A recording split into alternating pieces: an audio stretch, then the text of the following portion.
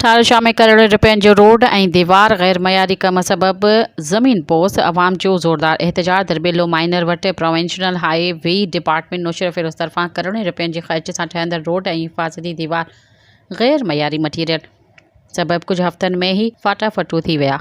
वाह जे किनारे ते रोड खे सहारो ॾियण लाइ जेका दीवार ठाही वई हुई उहा हिकु महीनो बि न टिकी ऐं 200 फुट खां वधीक हिसो धड़ाम सां हेठि किरी पियो। इलाइक़े वारनि ऐं समाजी माण्हुनि चयो त प्रोविंशनल हाईवे डिपार्टमेंट जी निगरानी में हलंदड़ ही मंसूबो शुरू खां ई नाक़ाबिले एतबार हो। संदसि चवणु आहे त ठेकेदार सां गॾु इंजीनियर, SDO ऐं ॿिया ऑफिसर बि मिली करे गैर मयारी कम ऐं नाक़ज़ मटीरियल विझी करोड़नि रुपया खाई विया आहिनि।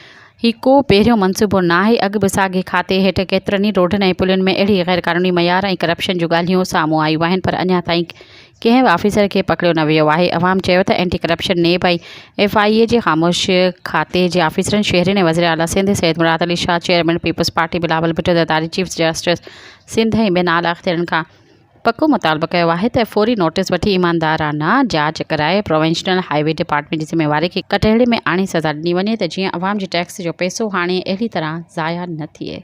सब्सक्राइब कयो अवामी न्यूज़ HD खे ऐं ताज़ा तरीन ख़बरुनि लाइ ॾिसंदा रहो अवामी न्यूज़ HD।